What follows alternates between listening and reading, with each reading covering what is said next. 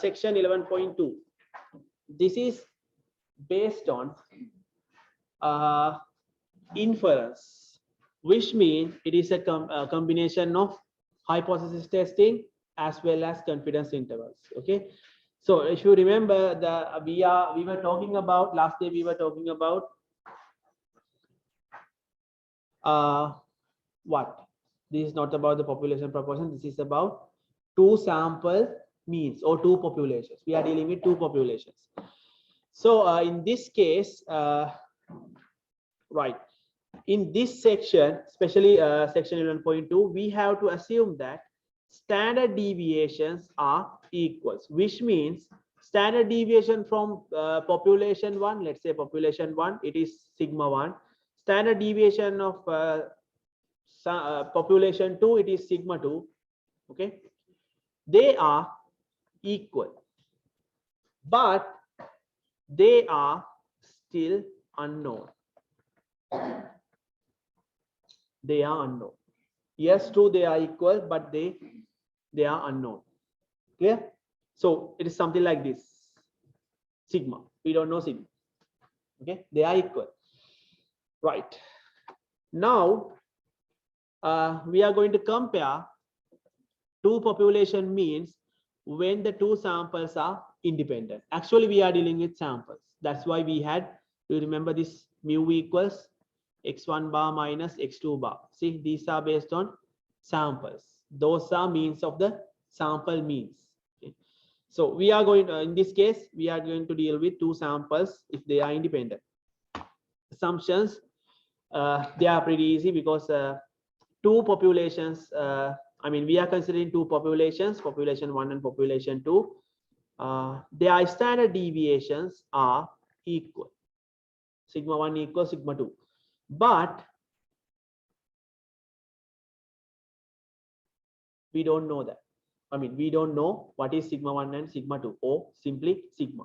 Okay, it is exactly this one. Equals sigma. This guy unknown.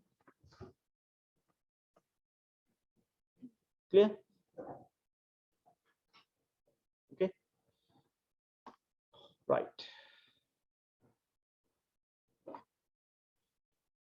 Populations are normal distributed. If not, you can approximate to a normal distribution if they have, if n, both n1 and n2, the two samples greater than or equal 30. Okay. If one sample, okay, if you don't know their populations, you know that, you know this one. Sample 1, it is 30, but sample 2, it is about, it is like 25. Can you approximate like this? You don't know about the population. There are two populations like this, capital N1, capital N2. Okay, you are taking samples from these two. Let's say this one N1, this is N2, this is 285, this is 30. You don't know about their populations, unknown populations, unknown population. So can we consider these samples are normal distributed or not? We can. How? This is 30, yes, but what about this guy? This is 25. You cannot approximate it. You cannot use central limit theorem. Okay, for this one it is true, but for this one, sample number 2, it is not. So you cannot use these techniques. Okay, clear? Either you should know what is the sample, I mean, you should know both both populations are, now we are talking about two populations and two samples. Okay, both samples are normal distributed, then no matter what, you can consider both samples are normal distributed. And also, okay, you don't know, the second one is you don't, this is non population distribution. Okay, population distribution. So no problem, you can assume that samples are normal distributed. You can go ahead. Okay, samples, not just one sample, samples, two samples. Okay, the second one is unknown population. unknown population, or simply called unknown population distribution. This is population, this is distribution. Okay. Then you can approximate if your sample sizes n1 comma n2, both of them greater than or equal 30. Then you can use CLT, central limit theorem, to approximate samples are normal distributed, approximately normal distributed. Clear? Otherwise, no, you can use this technique. Okay, clear? Please keep that in your mind, because sometime, since you are, since you have to face MCQ, multiple choice questions can be like this. So one sample is not greater than 30, and also unknown population, so that you should know what is the answer. Okay, right. First thing is we are going to talk about hypothesis testing. Okay, so you know these two. What is these two? You have seen this. Oh, sorry. H0 and alternative hypothesis. This is null hypothesis. In this case, again, always null hypothesis belongs this equal sign, as always. But here you have to check those two population means, mu1 and mu2, they are equal. That's our hypothesis. Okay, null hypothesis. Always this is our null hypothesis. Versus alternative hypothesis, there are still, we have 3 cases based on these two. Okay, so in this case we have what? We have unknown sigma 1 equals sigma 2. Okay, remember this one. They are unknown, but they are equal. Okay, in that case, this is our null hypothesis and these are our alternative hypothesis. Always null equals mu1 equals mu2. Okay, population mean in the first population, mean of the population 1 equals mean of the population 2. Okay, this belongs to population 1, and this belongs to population 2. Okay, they are independent populations as well as their samples are independent. Okay. Yeah, right. So one of the alternative hypotheses among these 3. This is your again. Do you remember this one? We call this standardization, right? Standardization in last section. So standardization of what? Standardization of these two. This is x1 bar minus x2 bar. Okay, sample means, mean of the sample means. So this is your test statistic, but based on, okay, based on your H0, I can simplify this a little bit. How? What is H0? Okay, let me remind you what is H0. Mu1 equals mu2, right? So that check this piece, this pair, this one. Mu1 minus mu2, what is that? It equals to, since they are equal, it equals to 0. Clear? Because these two are equal. So inside it, the value is 0. So I can replace that mu1 minus mu2 equals 0. Simply, you can rewrite it like this.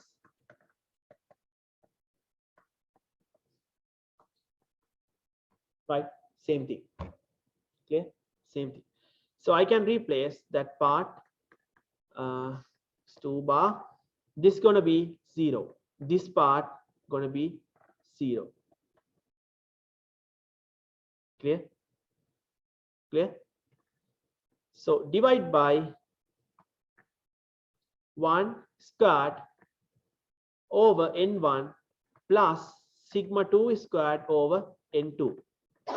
Again, I know, I mean, from the beginning, we assume something equal. What is that? Standard deviations of the populations, they are equal, right? Since sigma 1 equals sigma 2, still they are unknown. Okay, clear? We can simplify this further, which means, oh sorry, this is Z, x1 bar minus x2 bar divided by sigma, let's say sigma 1, or simply called as sigma, let's say equal to sigma over n1, sigma squared over n1 plus sigma 2, sigma, not sigma 2, sigma again sigma squared over n2 square root. Okay, sigma 1 sigma 2 replaced by sigma because they are equal. See, since these two are equal but still they are unknown, sigma unknown, we don't know that. Okay, we don't know what is sigma 1 or what is sigma 2, but we know they are equal.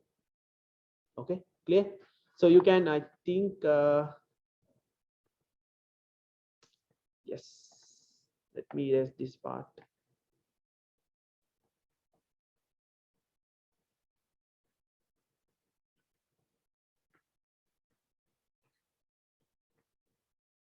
This is what I was talking about. Okay, they are equal. See, they are equal. So this is how we consider. Okay, these are variance. Okay, variance, standard deviations squared. Okay, so doesn't matter, we can consider standard deviations are equal. Sigma 1 equals sigma 2 equals sigma, no problem. Okay, same thing. So that they haven't considered this part, they consider this one. See, once you replace sigma 1 squared sigma 2 squared using sigma squared, okay, you can simplify the denominator like this. Because sigma is a common term, you can take out the sigma squared from the square root so that it is just sigma. Clear? Okay, right. Based on your hypothesis test, we can consider this part equals 0. Okay, right. Let me go through that. This is something like, okay, here, since you know, since you don't know what is sigma, what can we do for that? We need that one. We need sigma. Anyhow, we need a value for that. So what we should do? You already know that. Chapter 9. So, yeah, chapter 9. If we don't know sigma, what we did? We replaced that using S. Remember? Sample standard deviation. Remember that? With what? By using student's T table or T distribution, right? Same thing we are going to do here. We are going to replace sigma using S, sample standard deviation. So that process we called pooled sample standard deviation because we are dealing with two samples, or in general two populations. Okay, so that process specifically, it has a name, pooled sample standard deviation. So you in this case we are going to replace sigma, okay, using sample standard, here not sample, samples standard deviation.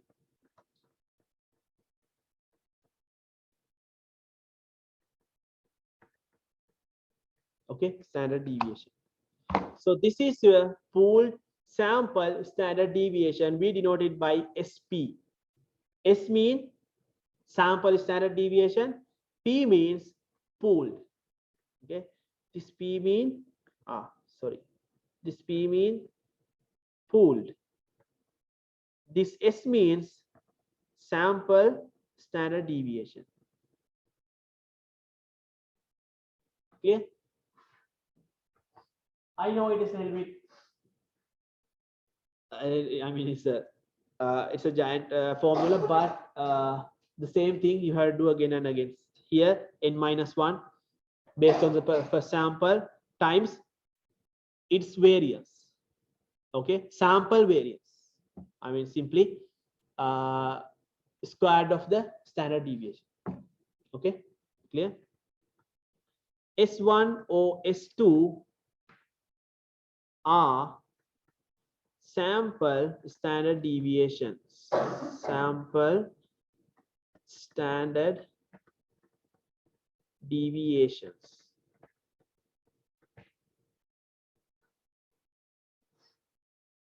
Okay, deviations S1 and S2.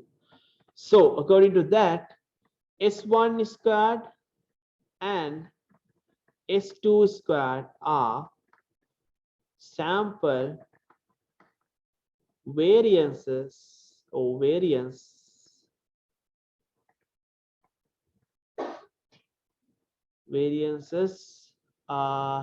for variances of sample 1 and 2 respectively.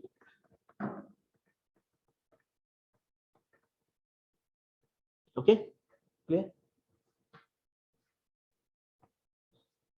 Right, those are variances, which means variance of variance of sample 1, which it is x1 square. Okay, right.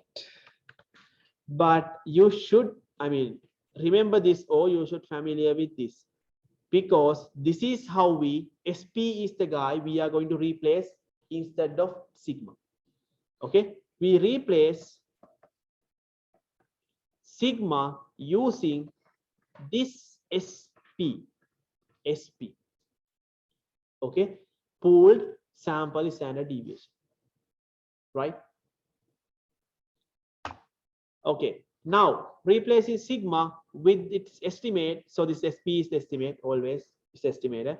So estimate SP, we got pool t-test. This called pool t-test, pooled because of this SP. Okay, t-test because we are replacing sigma, because we don't know sigma. So at that case, you can see it looks like this.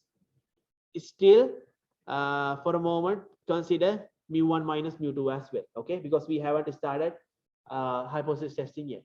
Okay, this based on, again, t distribution. Again, this based on t distribution. So degrees of freedom, df, you can find now it is not n minus 1, it is n1 plus n2 minus 2. Why? This one I can explain you. Previous cases, you calculate degrees of freedom n minus 1, right? So this is for sample 1. And again, if you consider degrees of freedom for sample number 2, now it is a collection of these two. Once you add these two, you will get what you need. N1 plus N2 minus 1 plus minus 1, it is minus 2. So N1 plus N2 minus 2. Clear? That's how we get the degrees of freedom. Just adding their degrees of freedom. Okay? Clear? Why we need these degrees of freedom? Because we are dealing with t distribution. Okay? Again, if you need to find the t value, it's going to be it's t alpha comma degrees of freedom. That's it. The same thing. Okay? But your test statistic or this t test based on this one. Before you replace, I mean, before you plug the values for SP, you have to calculate that. Most of the time, it's not given. Okay, you have to calculate this SP using this.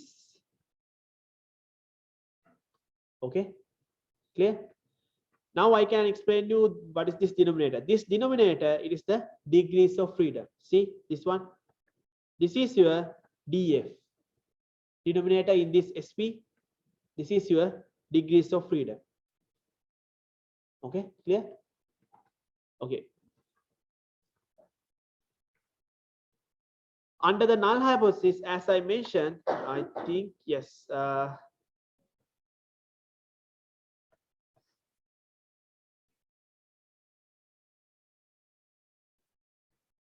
under the null hypothesis, test statistic, what is under the null hypothesis? It is H naught mu equals, sorry, mu1 equals mu2.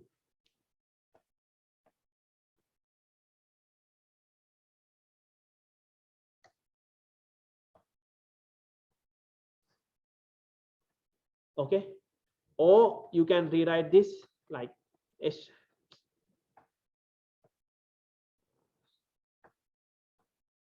naught sorry, H naught mu1 minus mu2 equals 0.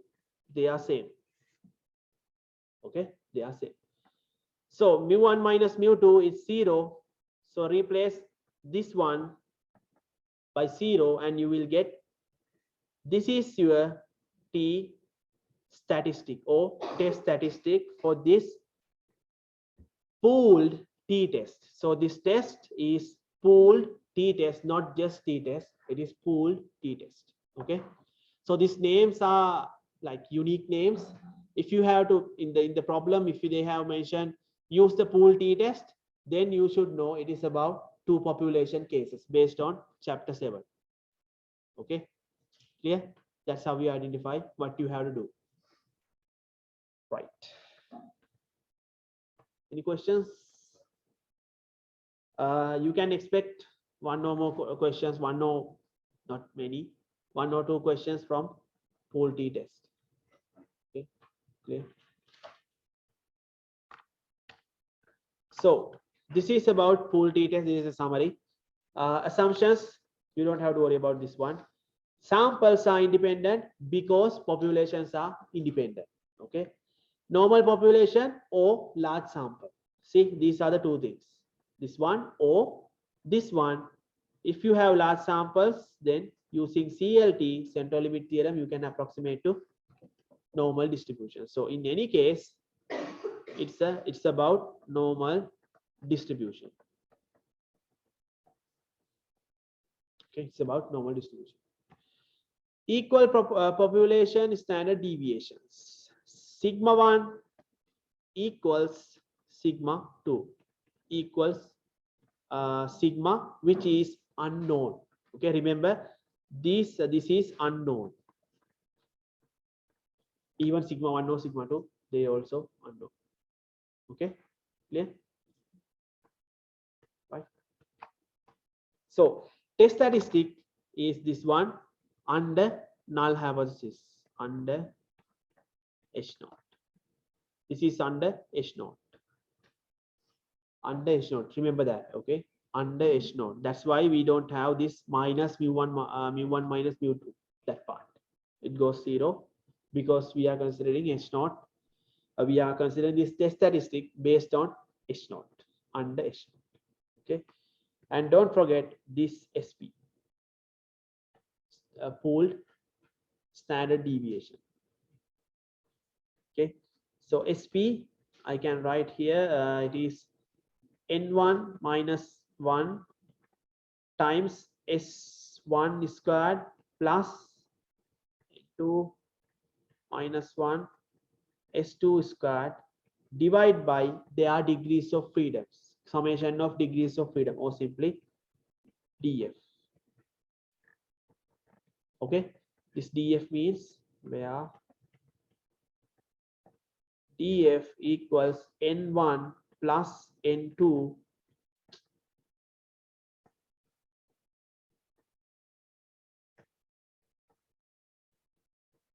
minus 2.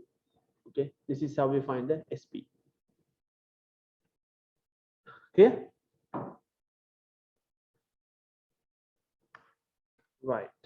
Now critical value approach, you all know, you already know the best way to deal with this hypothesis testing is using critical value approach. Okay, but I'll show you how to use critical value approach as well as the p-value approach. Okay. First thing is we are talking about hypothesis testing. Okay. First thing is state null and alternative hypothesis, H0 and HA.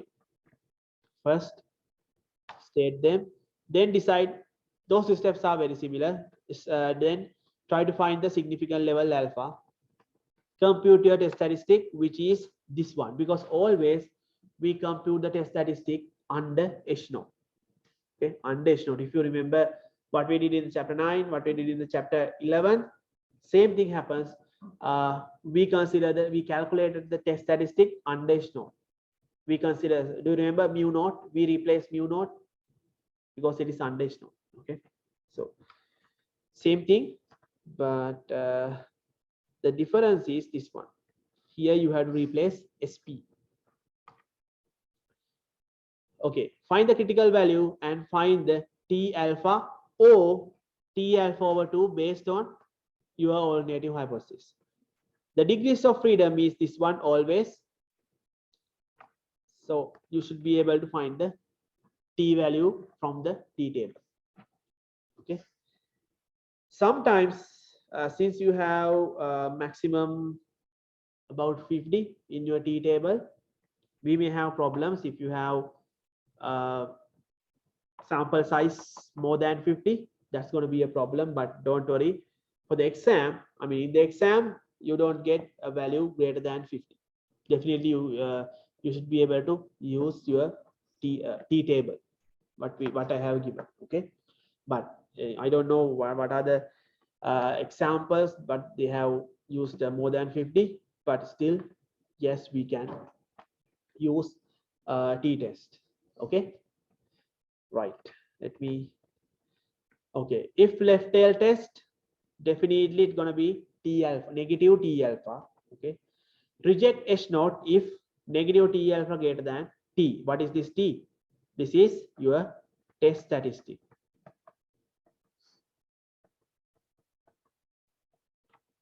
Okay, T alpha is the critical, negative T alpha is the critical value.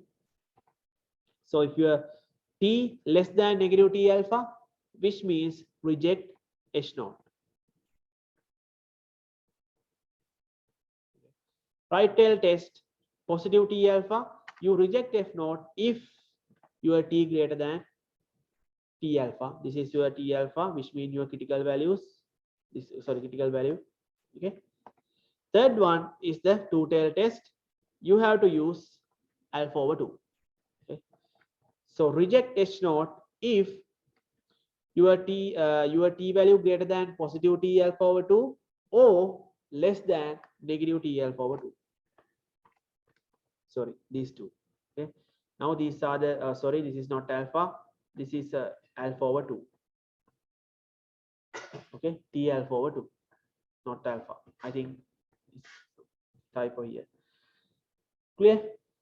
There are no two T values. Okay, just one T value. It can be the either this one or this one.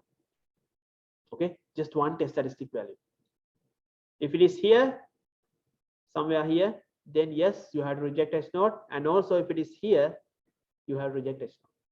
Okay, but remember this one is about T alpha over 2, not T alpha, because it is two tail test. Okay.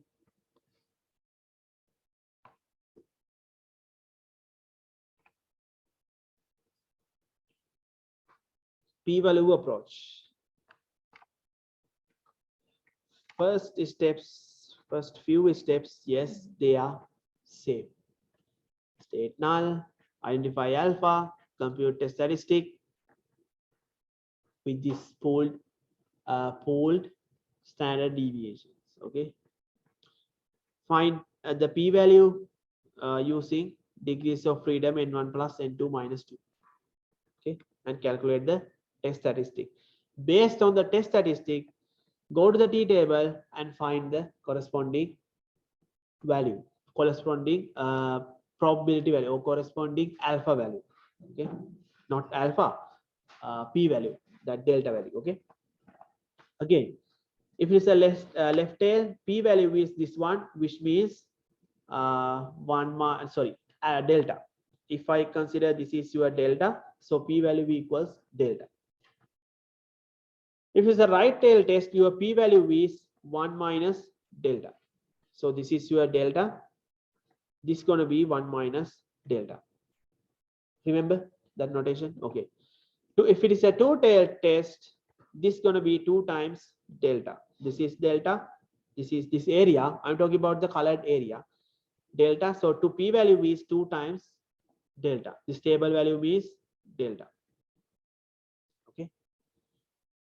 It doesn't matter which case, the decision criterion is reject null if p-value greater than or equal alpha. Okay, greater than or equal alpha. Sorry, less than or equal alpha. P-value less than or equal alpha. Okay.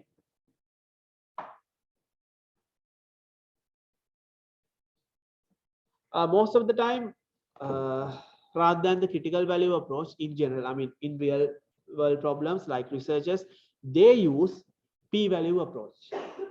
Okay, they use p-value approach because it is easy to convince people based on the based on this area or based on the probability values. That's why it is very common in the research areas. If they need to mention, if they need to test something, first state the null and alternative hypothesis, then perform their test. At the end, they use p-value approach rather than critical value approach.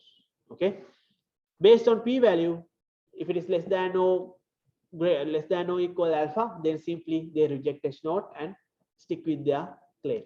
That's how it works. Okay, most of the time, most of the research papers, if you read them, you can see they are using p-value approach. Okay, but critical value is the easiest one. You can stick with that if you would like. So no problem with that. So let's do this example.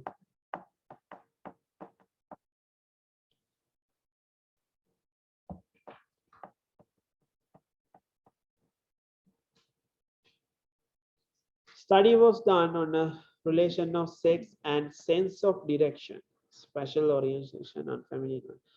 31 male, 31 female. Okay, equal size samples.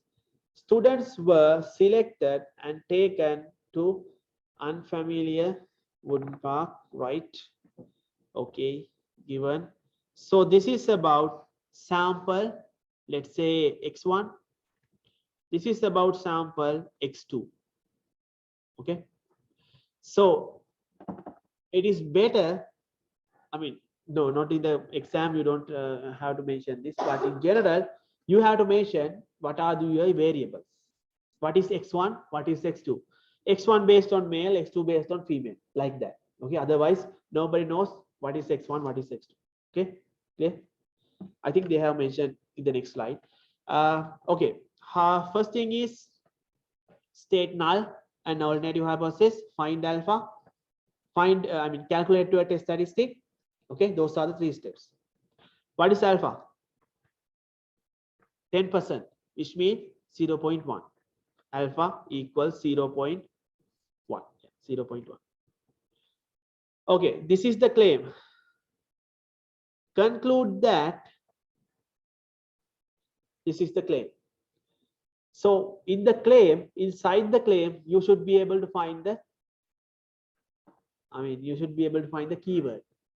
That's how we find the test. Which kind of test is this? On average, male have low error on directions than females. So what kind of test is this? Oh, what is the keyword? What's the keyword here? Keyword mean, definitely you should identify this one, or this one. These are the 3 things. Among these 3, what is this one? Low error, which means what? Less than. Right. Low. Doesn't matter about the error. Less than. Okay. Less than what? This. Females. So if you consider error directions of females, like error directions of mean of the error directions of this about average. Okay, So mean of the error directions of females or female population, sorry, female sample is your what, mu1, sorry, mu2. Then error direction, sorry, error on direction. So what is that? Where is that? Yes, error directions for male, you can consider mu1. Mean of that is mu1. Okay. Okay. This is less than, which means this kind of test, it doesn't matter about the H0. H0 always mu1 equals mu2. Okay. So as I mentioned, these are the values: x1 bar here, x2 bar here, s1 here, s2 here. They have given those values. Okay, because you cannot calculate those values. No details about that, but they have given. Let me erase this.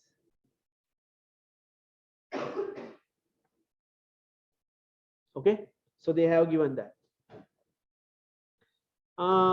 Since I don't have enough time, I'll explain this example next day. Okay.